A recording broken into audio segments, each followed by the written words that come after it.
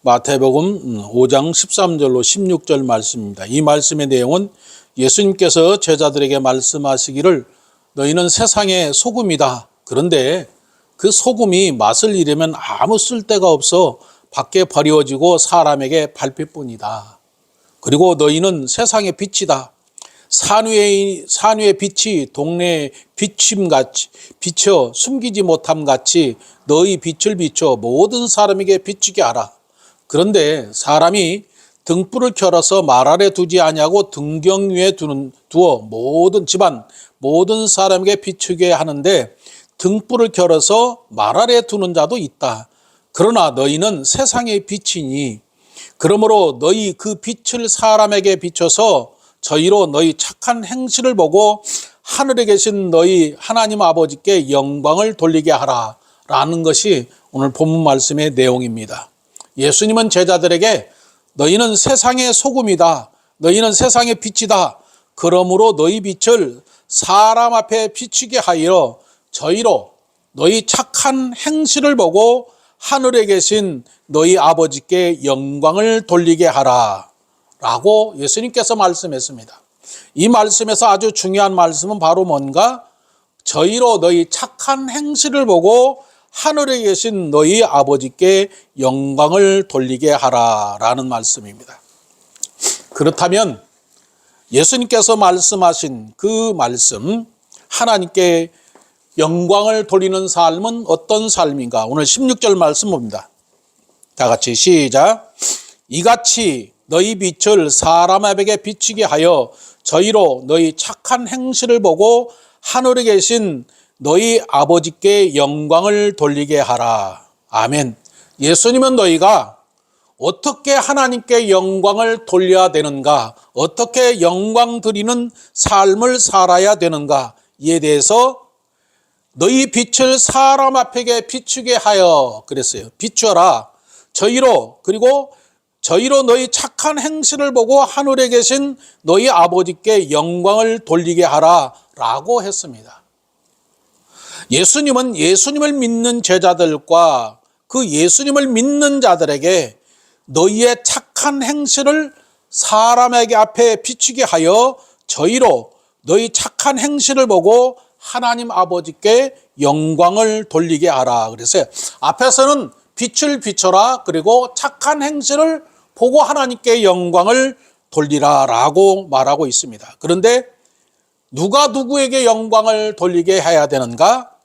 예수님은 여기에 대해서 저희로 그랬어요. 저희란 말은 안드로포스, 사람이란 말인데 하나님을 믿지 않는 사람들, 예수님을 믿지 않는 사람들을 말합니다.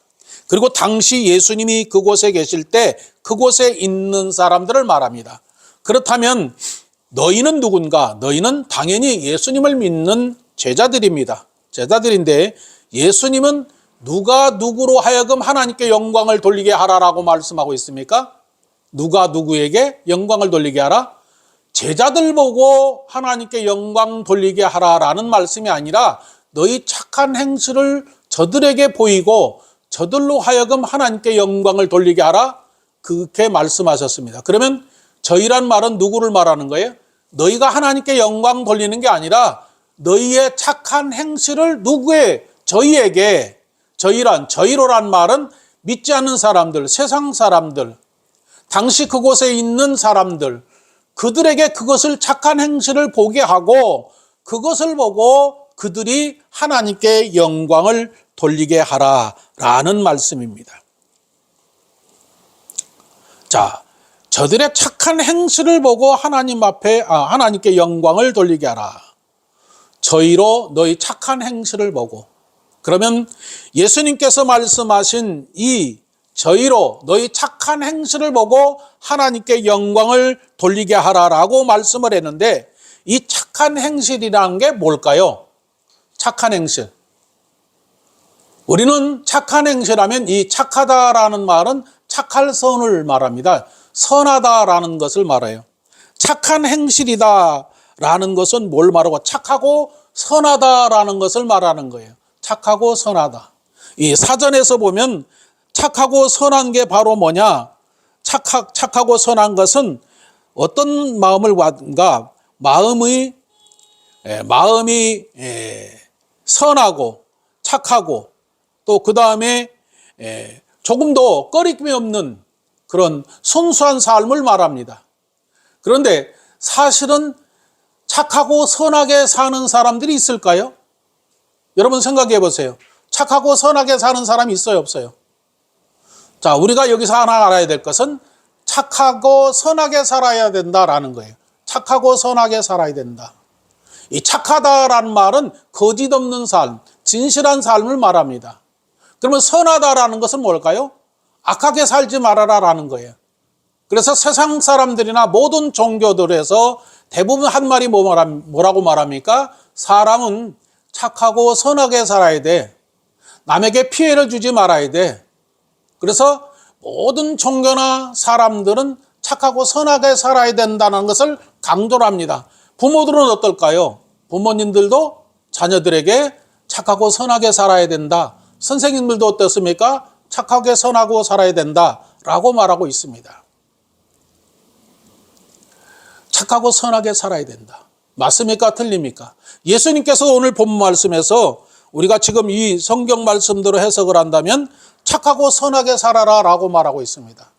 그러면 예수님께서 말씀하신 그 말씀대로 세상 사람들이나 다른 종교가 말하는 것처럼 착하고 선하게 살아야 된다라고 말씀하셨을까요? 우리는 세상 사람들이 말한 대로 착하고 선하게 살아야 됩니다. 예수님을 믿는 사람이나 예수님을 믿지 않는 사람들 착하고 선하게 살아야 돼요. 윤리와 도덕적으로 착하고 선하게 살아야 돼요. 맞습니다. 이 말씀을 그대로 해석해서 목사님들도 교회에서 뭐라고 말합니까? 그래, 예수님께서 너희 착한 행실을 보고 너희가 착하고 선하게 살아야 된다라고 예수님께서도 말씀했으니까 여러분 착하고 선하게 살아야 됩니다 라고 말씀하고 가르치고 있습니다. 그런데 진실로 예수님이 말씀하신 이 말씀이 착하고 선하게 살아야 된다라는 그런 말씀인가? 오늘 본문 말씀에서 예수님께서 제자들에게 너희 착한 행실을 저들에게 보여서 그들로 하나님께 영광을 돌리게 하라 그렇게 말씀했어요. 그래서 이 착하다라는 말은 칼로스란 말입니다. 이 착하다. 그 착하다라는 말은 아름답고 선하고 그 다음에 가치 있고 존귀한 그런 뜻을 가지고 있습니다. 그래서 착하다라는 말은 선하다라는 말 같은 말이에요. 이게 선하다라는 말도 아가도스라는 말도 똑같이 아름답고 귀하고 또 선하고 가치 있는 그런 삶을 말하고 있습니다. 그런데 예수님께서 말씀하신 오늘 착한 행실이란 말은 엘곤이란 말인데 일을 하라 그 말이에요. 자, 우리가 세상에서 말하게 너는 착하게 살아야 돼, 선하게 살아야 돼. 그것은 삶을 말합니다.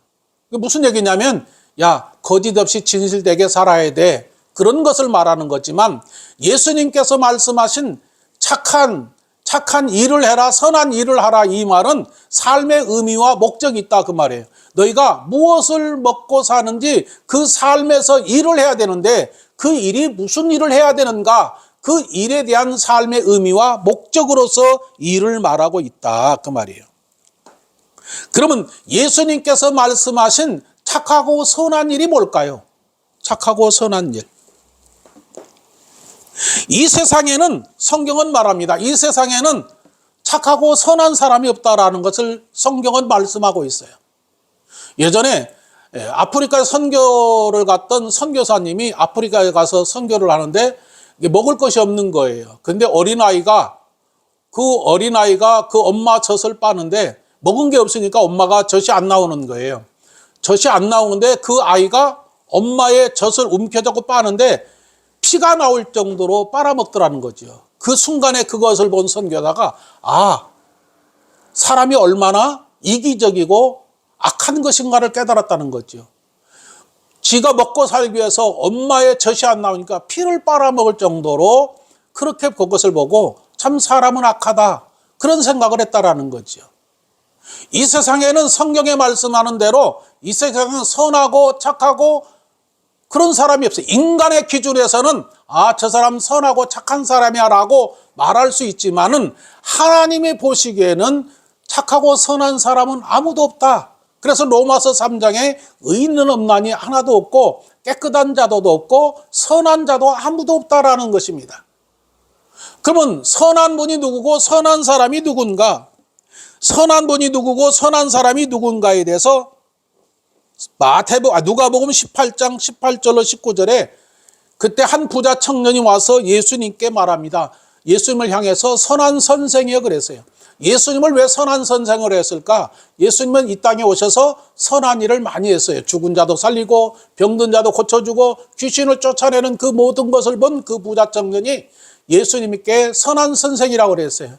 그리고 예수님께 선한 선생이라고 말하니까 예수님께서 뭐라고 말하는가? 네가 어찌 해서 나에게 선한 선생이라고 하느냐? 선하신 분은 오직 하나님 한 분이시다 그 말이에요. 그러면 이 누가복음 18장의 선한 분은 누구예요? 하나님 한 분만이 선하시다라는 얘기예요. 그 얘기는 또 누가 선하다는 거예요? 예수님이 선한 분이다라는 거예요. 예수님이 선한 하나님이고 선한 사람이다라는 것을 성경은 말씀하고 있습니다. 성경에는 오직 선하신 분은 하나님 한 분밖에 없어요. 오직 선하신 하나님이 하시는 모든 일이 선한 일입니다. 그래서 하나님은 창세기 1장 1절에서 창세기 1장 31절까지 천지우주 만물을 다 창조하셨어요. 그리고 하나님이 그것을 보셨는데 하나님이 보시면서 뭐라고 말하는가? 31절에 보니까 하나님이 보시기에 심히 좋았더라라고 말하고 있습니다. 그런데 심히 좋았더라라는 말이 토부란 말인데 이게 무슨 말인가? 아름답고 선하고 좋고 귀하고 가치 있다 그 말이에요. 그러니까 하나님이 보시기에 좋은 일, 하나님이 하신 일이 아름답고 선하고 존귀하고 귀하고 가치 있는 일이었다라는 거지요. 이게 칼로스란 말은 착한 행실이라는 그 착하다라는 말이 칼로스란 말인데 같은 뜻입니다. 착하고 선하고 그 말은 아름답고 선하고 가치 있고 존귀 있는 일이다 그 말이에요. 그러니까 하나님이 그런 일을 하신 것처럼 예수님께서도 지금 착하다라는 그 단어가 바로 그 뜻입니다. 똑같은 뜻이에요. 그러니까 예수님께서 너희 착한 행실을 저들에게 보여줘라 라는 말은 선하고 아름답고 가치 있고 존귀한 일, 하나님이 하신 일처럼 너희도 그 일을 해야 된다. 그것이 착한 행실이다라는 것을 말씀하고 있습니다. 그렇다면 그 착한 행실, 우리의 착한 행실이 뭘까요? 하나님이 가장 기뻐하시고 좋아하시는 일, 그것은 바로 히브리서 11장 6절에 하나님이 가장 기뻐하시는 일은 하나님을 믿는 것을 하나님은 가장 기뻐하신다는 거예요. 이 세상에서 하나님이 가장 기뻐하신 일, 그것은 하나님을 믿는 것을 하나님은 가장 기뻐하신다. 그 다음에 또 하나님이 기뻐하시고 좋아하는 것은 바로 뭐냐? 하나님이 보내신 예수님을 믿는 것을 하나님이 기뻐하시는 것이고 그것이 하나님의 일이다라는 것을 요한복음 6장 29절에 이렇게 기록하고 있습니다. 예수께서 대답하여 가라사대 하나님이 보내신 자를 믿는 것이 하나님의 일이다. 그러니까 하나님을 믿는 것이 하나님이 가장 기뻐하신 일이고 그리고 하나님이 보내신 예수님을 믿는 것이 하나님의 일이다 그 말이에요. 그러면 하나님의 일을 한다라는 게 뭐예요? 예수님을 전하고 증거하는 것이 하나님의 일이다라는 것을 말하고 있습니다. 그래서 하나님의 일을 통해서 하나님께 영광을 돌린다라는 거지요. 하나님이 얼마나 죄인 한 사람이 돌아오면 하나님이 얼마나 기뻐하시는가.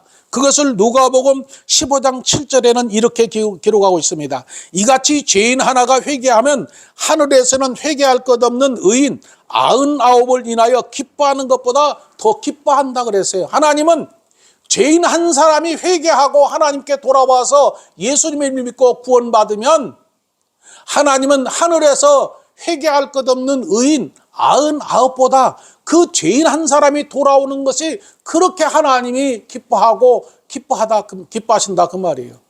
왜 이렇게 기뻐하실까요? 하나님은 사람을 하나님의 형상과 모양대로 지었어요. 그리고 그 하나님과 함께 영원히 살 수 있는 존재로 지었어요. 그런데 그 사람이 하나님의 말씀에 불순종의 죄를 짓고 자기가 주인 되어 살고 싶어서 하나님을 떠나버렸어요. 떠나서 그 생명을 잃어버렸어요. 그런데 그 생명이 어떤 생명인가? 성경은 마태복음 16장 26절에 사람의 생명이 얼마나 존귀한가를 설명하고 있는데 온 천하를 주고도 그 생명을 바꿀 수가 없다는 거죠. 사람의 생명이 얼마나 귀한가? 온 천하를 주고도 그 생명을 살 수가 없다라는 거예요. 그만큼 우리 생명이 귀중하다. 온 천하를 주고도 바꿀 수 없는 그 생명이 얼마나 귀중하고 귀중한 것을 성경은 그렇게 말씀하고 있어요. 그래서 예수님이 온 천하를 주고도 너희 생명을 바꿀 수가 없어. 그런데 그 생명을 잃으면 어떻게 되겠느냐라는 거죠.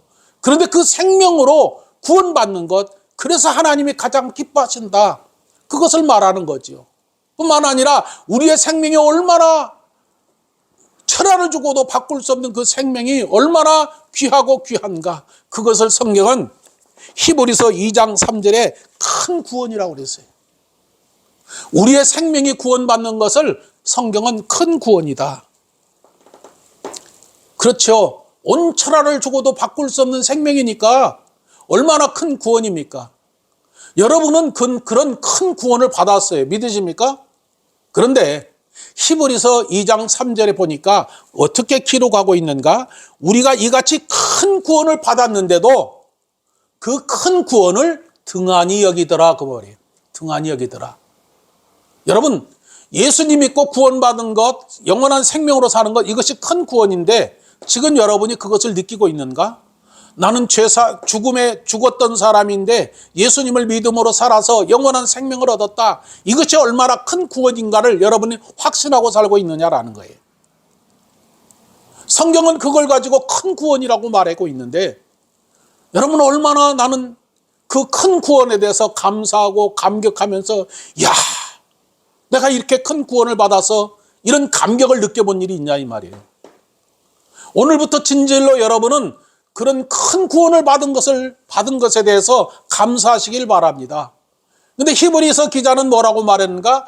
그렇게 큰 구원을 받았는데도 불구하고 그 구원을 등한히 여겼다 그랬어요. 등한히 여겼다.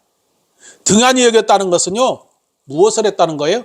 값없이 여겼다 그 말이에요. 가치를 모른다 그 말이에요. 생명의 가치를 모른다는 거지요. 그런데 하나님은 그 생명의 가치를 얼마나 그것이 가치 있는가? 천하를 주고도 바꿀 수 없는 생명이다. 그것을 말하고 있다 그 말입니다. 그러니까 착한 행실은 바로 어떤 거예요? 한 생명을 구원하는 것. 그것이 예수님을 전해서 구원하는 그 일을 하는 것이 착한 행실이다. 그것을 말하고 있습니다.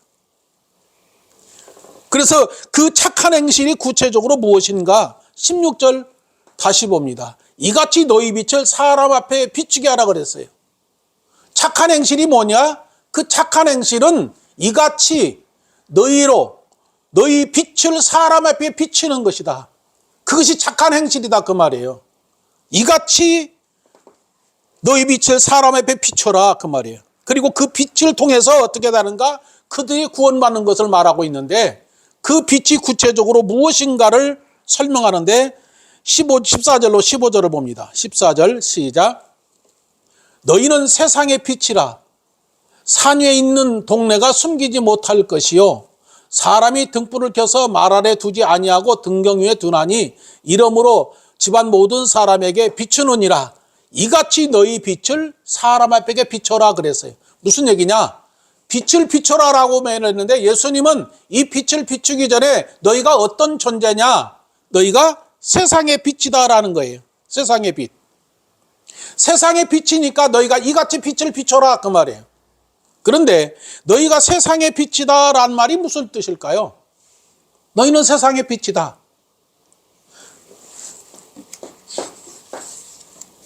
여러분 보고 예수님 믿는 여러분에게 예수님 말씀하시게 너희는 세상의 빛이다. 그러면 여러분이 세상의 빛인 걸 믿으십니까? 여러분이 세상의 빛이 어떻게 됐어요?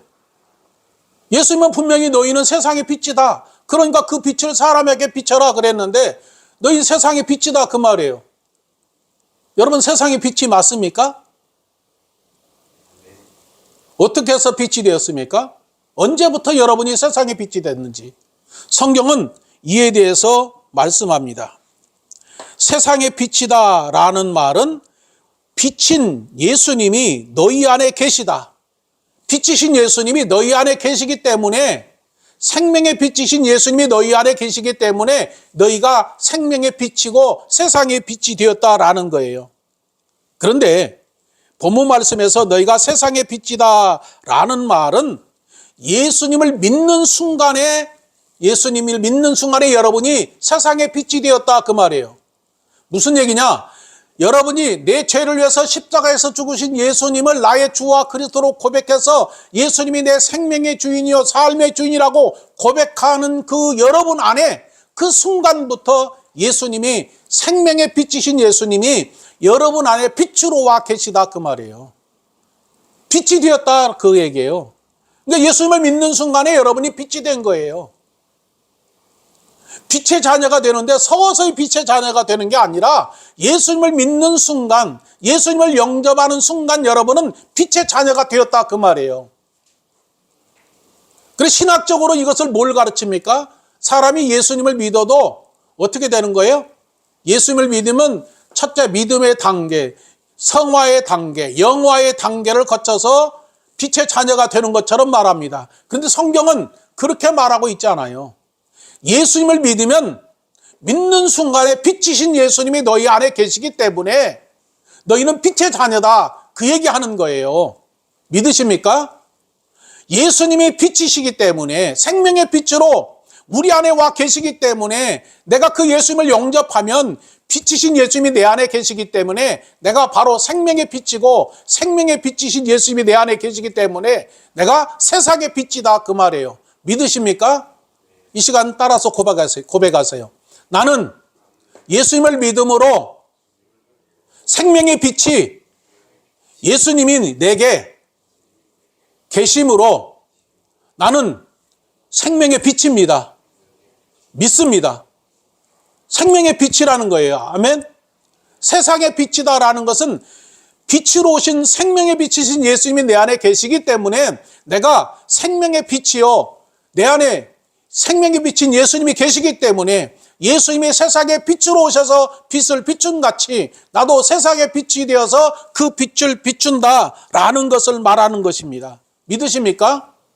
바울도 이 사실을 깨닫고 데살로니가전서 5장 4절에서 5절에서 그렇게 말합니다. 너희는 다 빛의 아들들이요 낮의 아들들이라 그랬어요. 너희는 예수님을 믿는 우리는 다 누구예요? 빛의 아들들이다. 예수님의 아들들이다라는 거예요. 믿으십니까? 여러분은 빛의 아들들이에요. 뿐만 아니라 예수님께서도 친히 요한복음 12장 36절에서 내가 아직 빛에 있을 동안에 빛을 믿어라. 그리하면 빛의 아들이 되리라. 예수님이 빛으로 이 땅에 오셨는데 빛의 아들을 믿으면 너희도 빛의 아들이다 그 말이에요. 예수님께서 하신 말씀이다 그 말이에요. 여러분이 예수님을 진실로 믿으면 여러분은 세상의 빛이에요. 믿으십니까? 생명의 빛이요 세상의 빛인 예수님이 내 안에 계심으로 나는 생명의 빛이 예수님이 내 안에 계시고 세상의 빛인 예수님이 내 안에 계시기 때문에 나는 세상의 빛이라는 사실을 믿어야 돼요. 그럼 빛을 뭐 해야 돼요? 빛은 비춰야 되는 거예요. 빛의 자녀이기 때문에 빛을 비춰야 되는데 예수님의 생명의 빛이라고 그랬는데 그 생명의 빛이 해야 될 일이 바로 뭐냐? 빛을 전하는 거예요. 생명의 빛인 예수님을 전하고 증거해서 그 예수님을 믿고 구원받은 사람, 구원받게 하는 일, 그 일이 바로 하나님의 기뻐하신 일이고 그것이 예수님 말씀하신 착한 행실이다라는 얘기입니다. 믿으십니까? 너희가 선하게 살아라, 착하게 살아라 이런 게 아니라 선한 일을 해라, 착한 일을 해라. 그것은 바로 뭐예요? 아름답고 선하고 가치 있는 일인데 그 일은 무슨 일이냐? 하나님이신 예수님, 하나님이 보내신 예수님을 우리가 전하고 증거해서 그 죽은 생명들을 살리는 일, 그 일이 바로 선한 일이고 그것이 가치 있는 일이고 그것이 아름다운 일이다 그 말이에요.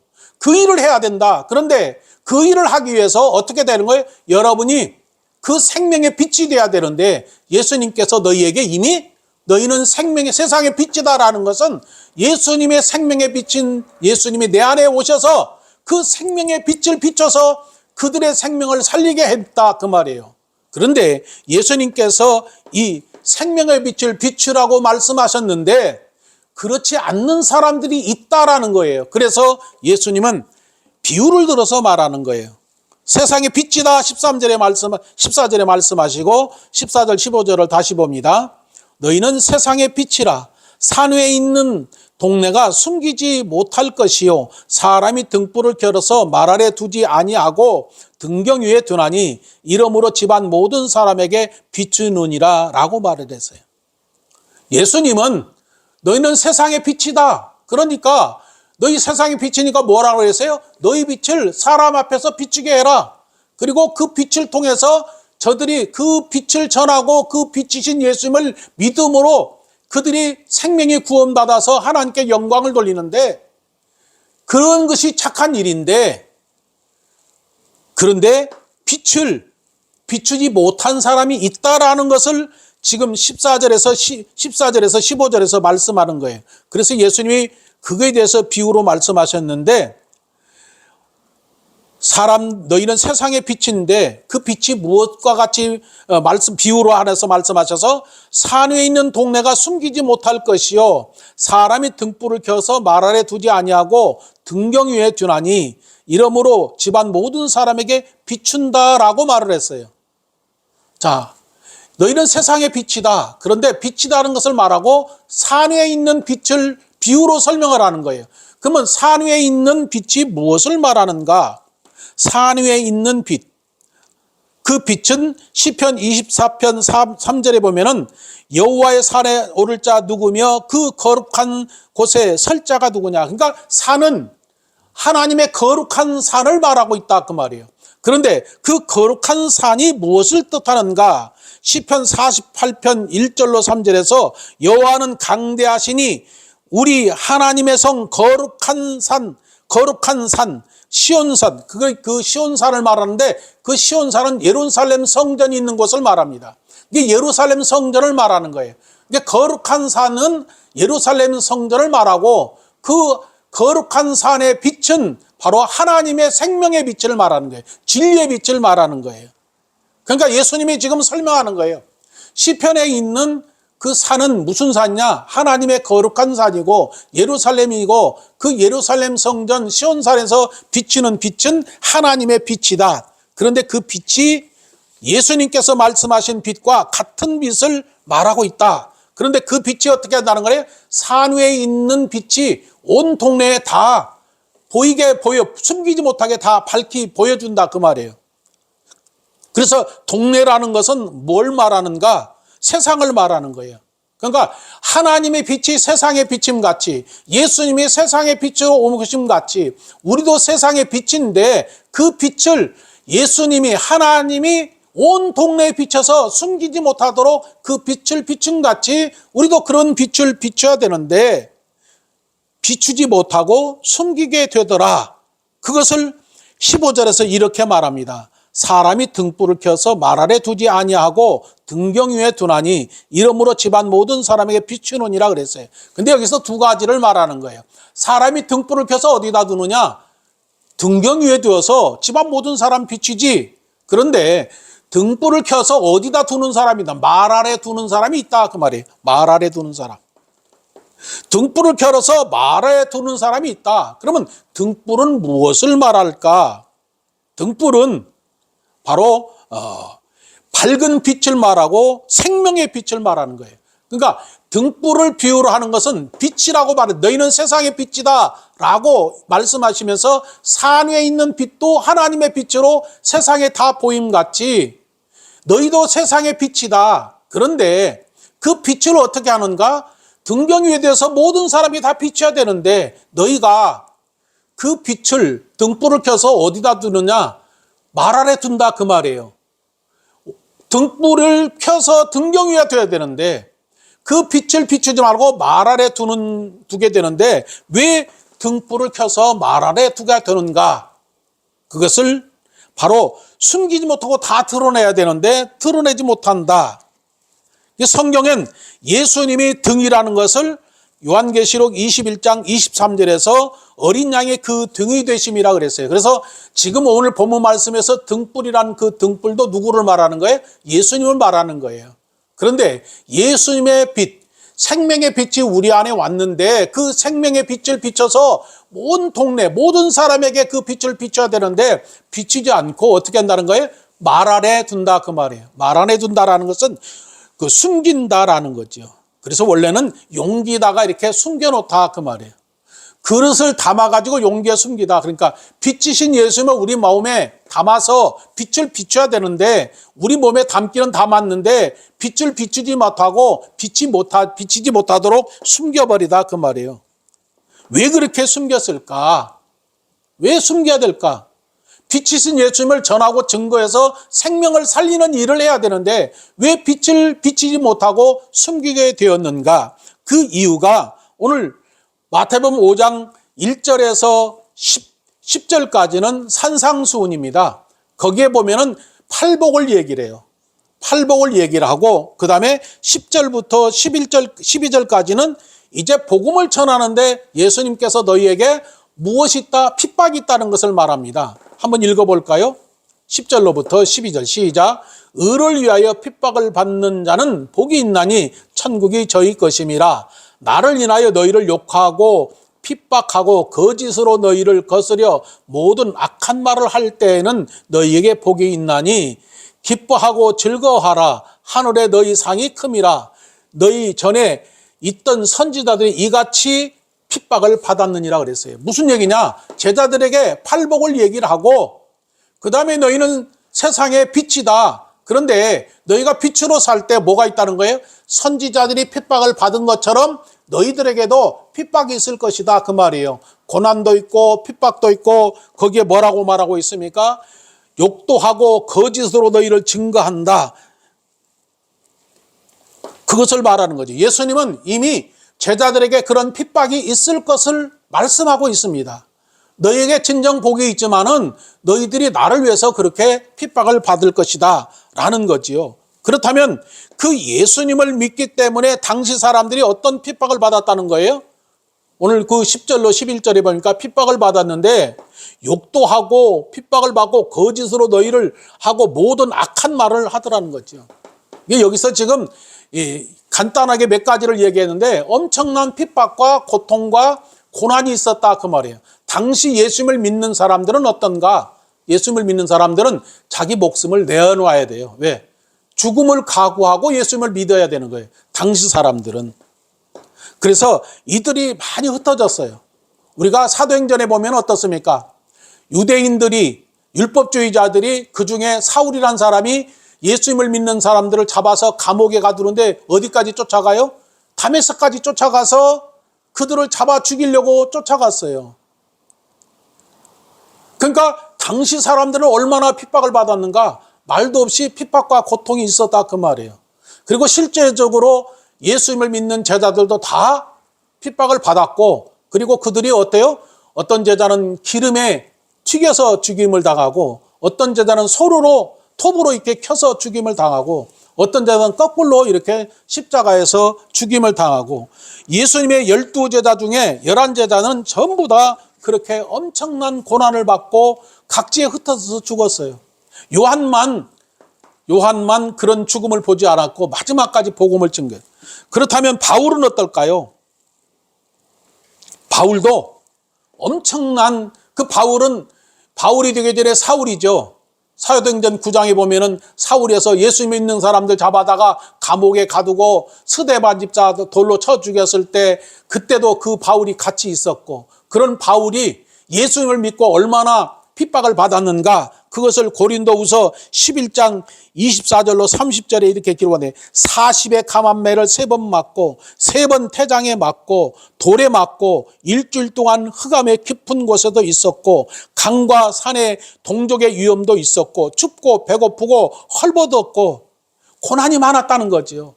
예수님을 믿는 믿음 때문에 많은 고난을 받았어요. 그런데도 그 바울은 예수님을 믿는 그 믿음 때문에 고난을 받을 때 예수님을 원망 불평하지 않았어요. 그리고 그가 마지막까지 자랑한 게 뭘까? 나는 오직 자랑할 게 예수님밖에 없다. 십자가에서 죽으신 예수님밖에 자랑할 것이 없다. 그리고 그가 마지막 로마에서 죽임을 당했는데 로마에서 그들을 목을 쳐서 죽이는 사형을 받았는데 그 목을 쳤는데 목이 3번 통통통 뛰었어요. 통통통 뛰어서 그 3곳 뛴 곳마다 물이 솟아났어요.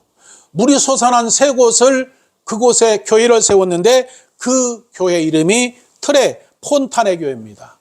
바울의 목이 3번 튀는 곳에 물이 솟았다. 그래서 트레 폰타나 교회가 지금도 세워져 있다 그 말입니다. 예수님을 믿는 믿음 때문에 많은 사람이 핍박을 받고 고통을 당했어요. 그런데 그 핍박을 받고 고통을 하는 걸 기쁨으로 여기고 그들은 당했다 그 말입니다. 오늘 사는 우리는 어떨까요? 예수님을 믿는 우리들. 핍박이 있고 고통이 지금 우리들의 삶에는 그렇게 있지 않아요. 그렇죠? 그런데 고통이 없는데 무엇이 있습니까? 고통이 없는데 우리는 타협을 하는 거죠. 어떤 타협을 합니까? 예수님이 어떤 유익 때문에 예수님을 버릴 수도 있어요. 예수님을 믿는 믿음을 증거하지 못하고 유익 때문에 예수님을 순간에 버리고 또 버리지는 않는지.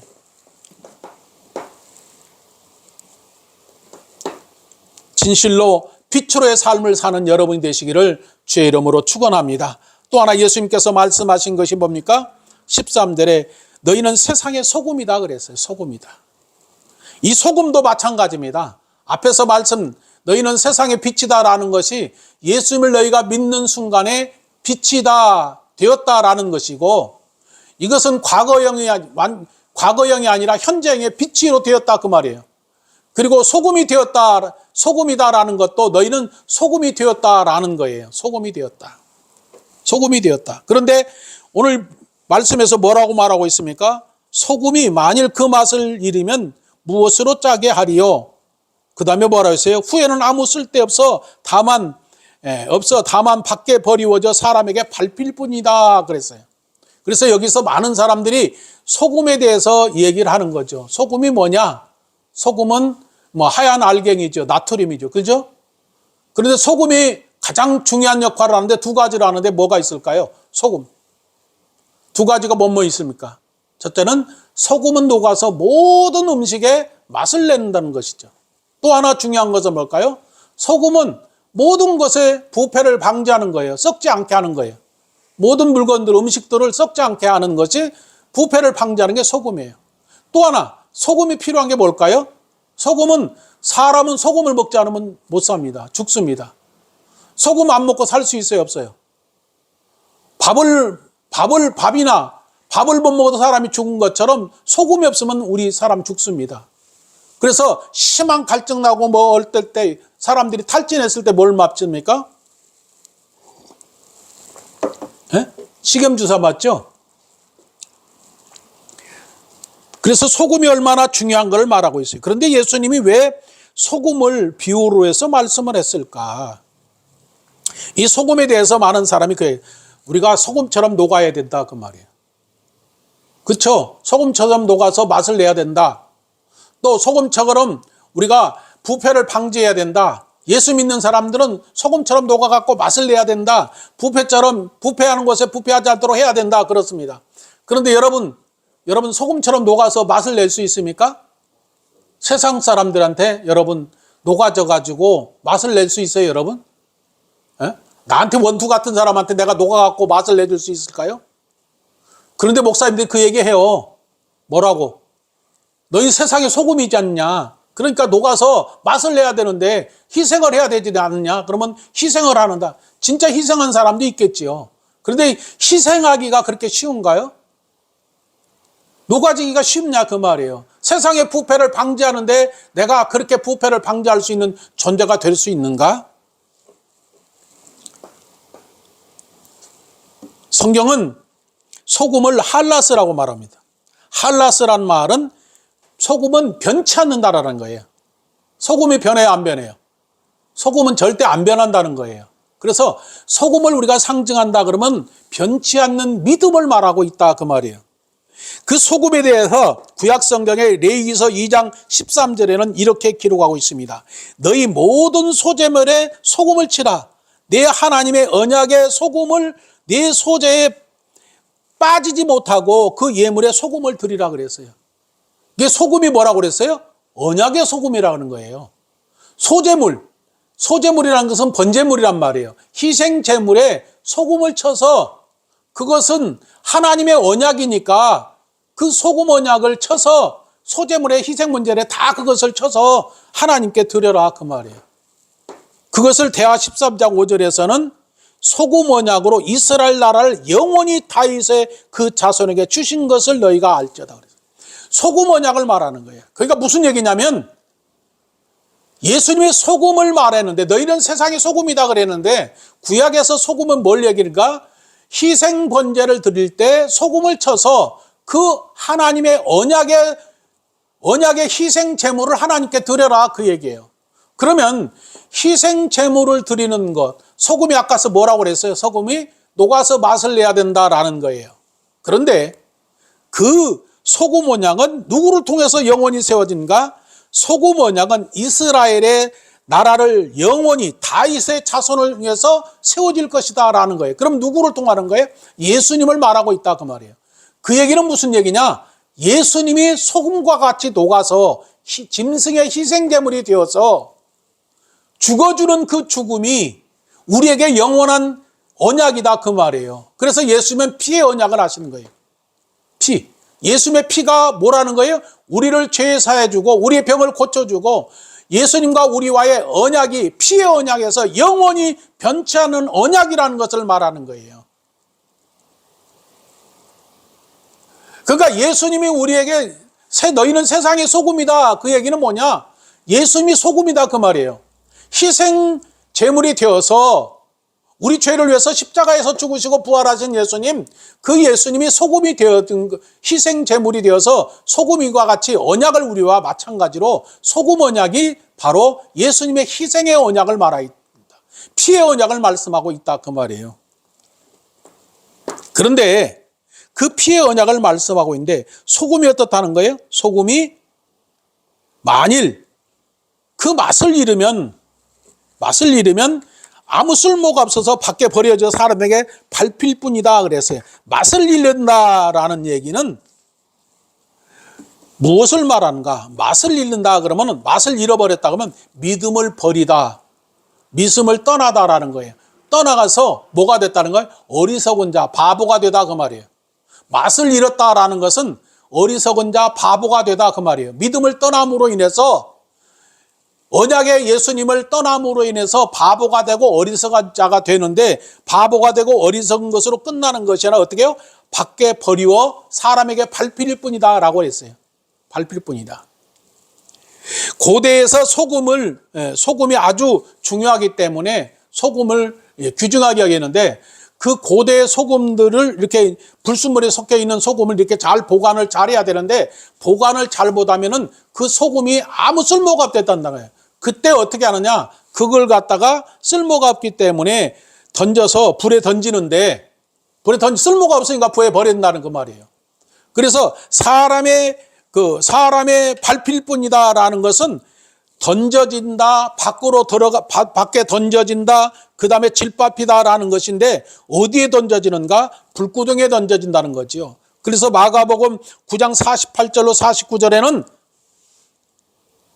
사람들이 불로 소금 치듯 하는데 거기 소금이 그 지옥에서 불을 던져니까 그곳에 던져진다. 그 얘기를 말하는 거예요. 그래서 너희가 세상의 소금인데 소금이 맛을 잃으면 어떻게 되는가? 예수님을 믿는 언약의 약속의 말씀을 버리고 떠나서 믿음을 떠나버린 너희는 결과적으로 멸망으로 간다. 지옥불에 던져진다. 그것을 말하고 있는 거예요. 그래서 똑같이 그것을 기록하고 있는 누가도 누가복음 14장 34절로 35절에 소금이 좋은 것이나 소금도 만일 그 맛을 잃으면 무엇으로 짜게 해요? 땅에도 거름에도 쓸데없어 버려진다 그 말이에요. 버려진다라는 말이 그렇게 멸망의 길로 간다라는 것을 말하고 있습니다. 자, 오늘 예수님은 우리에게 뭘 말씀하고 있습니까? 너희 착한 행실을 믿지 않는 사람들에게 보여줘서 하나님께 영광을 돌려라 그랬는데 그 착한 행실이 바로 뭐냐? 너희는 세상의 빛이다라는 거예요. 빛이 어떻게 되는가? 빛을 바로 예수님이 너희 빛이다. 너희가 예수님을 믿음으로 너희가 세상의 빛이 되고 생명의 빛이 되었다. 그런데 그 빛을 누구에게 비추라는 거예요? 사람들에게 비춰야 된다. 그 빛을 비춰서 그들의 생명을 살리는 것, 그것이 너희의 착한 행실이다라는 거죠. 예수님을 믿는 우리들에게는 예수님이 와 계심과 동시에 생명의 빛인 예수님, 세상의 빛인 예수님이 나와 함께 하시면서 내가 어떻게 된 거예요? 내가 바로 생명의 빛이 되었고 세상의 빛이 되었고, 세상의 빛이 나는 뭘 해야 돼요? 생명의 빛이신 예수님을 전하고 증거해서 죽은 자를 살려주고 병든 자를 고치고 귀신을 쫓아내 주어서 그들에게 영원한 생명을 줬을 때 그들이 어떻게 합니까? 그들이 하나님께 찬양과 감사와 찬양과 영광을 돌려드린 것 같이 그것이 착한 행실이다. 그것이 선한 일이다. 착한 일이다. 그것이 하나님의 일이다라는 거죠. 소금은 뭐라고 그랬어요? 예수님께서 희생하셔서 십자가에서 죽으시고 부활하신 그 예수님을 믿는 믿음으로 영원한 하나님의 자녀가 되는 피의 언약을 말하고 있다 그 말이에요. 두 가지가. 그래서 피의 언약을 받은 사람, 약속을 받은 사람, 그 사람은 바로 하나님의 자녀고, 하나님의 자녀는 빛의 자녀고, 빛의 자녀는 빛이 있는 예수님이, 내 안에 계신 예수님을 전하고 증거해서 생명을 살리는 일을 하는 것, 그것이 착하고 선한 일이다라는 것을 말하고 있습니다. 그러므로 여러분이 이와 같이 사람들에게 착하고 선한 일, 생명을 살리는 일을 통해서 하나님께 영광 돌리는 여러분 되시기를 주의 이름으로 축원합니다. 기도드립니다. 살아계신 하나님, 하나님은 오늘 우리에게 말씀하시기를 너희는 세상의 소금이다. 너희는 세상의 빛이다. 너희가 세상의 빛이면 그 빛을 사람 앞에게 비추게 하라. 그리고 저희로 너희 착한 행실을 보고 하나님께 영광을 돌리게 하라 라고 말씀하신 아버지, 우리가 예수님을 믿음으로 우리는 생명의 빛이요 세상의 빛입니다. 세상의 빛인 우리가 생명의 빛인 예수님을 세상의 많은 사람들에게 비춰서 그들로 하여금 생명의 빛이 들어가게 하여 예수님을 믿고 구원받아 하나님의 자녀가 되고, 하나님의 자녀가 된 그들이 하나님께 감사와 찬양과 영광 돌리는 그런 놀라운 생명을 살리는 일이 우리의 착하고 선한 일이란 것을 말씀하신 아버지, 이제 생명을 다하는 그날까지 생명을 살리는 착하고 선한 일을 하는 우리의 삶이 될 수 있도록 인도해 주시옵소서. 예수님의 이름으로 기도옵나이다. 아멘. 이 시간